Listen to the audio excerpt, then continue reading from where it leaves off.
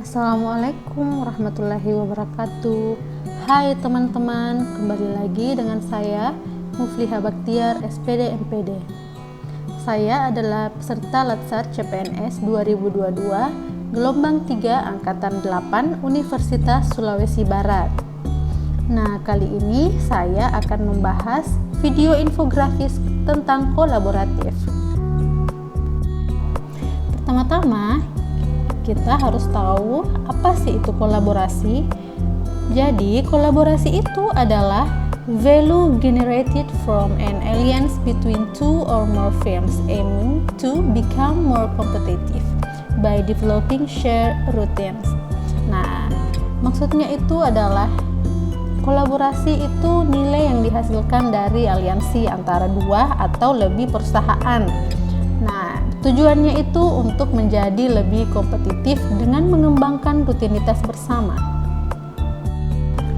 Sedangkan untuk kolaborasi pemerintahan atau biasa disebut dengan collaborative governance didefinisikan sebagai sebuah proses yang melibatkan norma bersama dan interaksi saling menguntungkan antar aktor governance. Kemudian ada 6 kriteria penting untuk kolaborasi yang harus kita ketahui dalam collaborative governance. Yang pertama, forum yang diprakarsai oleh lembaga publik atau lembaga. Yang kedua, peserta dalam forum termasuk aktor non-state. Yang ketiga, peserta terlibat langsung dalam pengambilan keputusan dan bukan hanya dikonsultasikan oleh agensi publik. Yang keempat, forum secara resmi diatur dan bertemu secara kolektif. Yang kelima, forum ini bertujuan untuk membuat keputusan dengan konsensus, bahkan jika konsensus tidak tercapai dalam praktik. Dan yang terakhir, fokus kolaborasi adalah kebijakan publik atau manajemen. Next, kita akan membahas tentang whole of government atau konkretisasi kolaborasi pemerintahan. Sebelum kita lebih dalam mengetahui tentang WOG, kita harus mengenal dulu apa itu whole of government. Jadi, whole of government adalah sebuah pendekatan penyelenggaraan pemerintahan yang menyatukan upaya-upaya kolaboratif pemerintahan dari keseluruhan sektor dalam ruang lingkup koordinasi yang lebih luas guna mencapai tujuan-tujuan. Tujuan membangun kebijakan, manajemen program, dan pelayanan publik.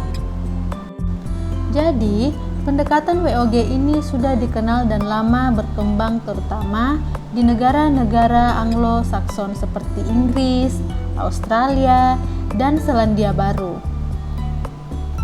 Pendekatan WOG di beberapa negara ini dipandang sebagai bagian dari respon terhadap ilusi paradigma New Public Management yang banyak menekankan aspek efisiensi dan cenderung mendorong ego sektoral dibandingkan perspektif integrasi sektor.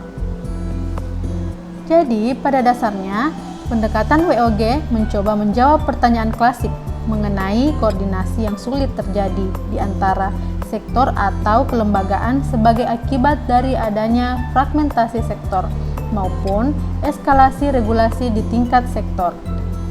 Nah, sehingga WOG seringkali dipandang sebagai perspektif baru dalam menerapkan dan memahami koordinasi antar sektor.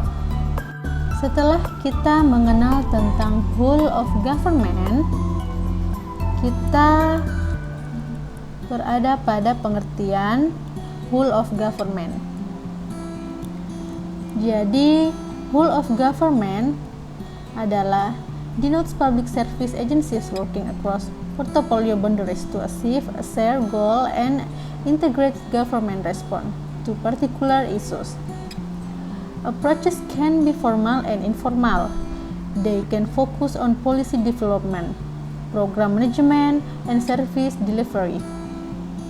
Dari definisi ini diketahui bahwa whole of government merupakan pendekatan yang menekankan aspek kebersamaan dan menghilangkan sekat-sekat sektoral yang selama ini terbangun dalam model NPM. Dan bentuk pendekatannya bisa dilakukan dalam pelembagaan formal ataupun pendekatan informal. Setelah kita mengetahui dan paham tentang definisi kolaborasi, kolaborasi pemerintahan, dan whole of government, tibalah saatnya kita mengetahui kode etik kolaboratif. Kode etik yang pertama memberi kesempatan kepada berbagai pihak untuk berkontribusi. Yang kedua, terbuka dalam kerjasama untuk menghasilkan nilai tambah. Yang ketiga, menggerakkan pemanfaatan berbagai sumber daya untuk tujuan bersama. Semoga video ini bermanfaat untuk kita semua. Sekian dan terima kasih. Assalamualaikum warahmatullahi wabarakatuh.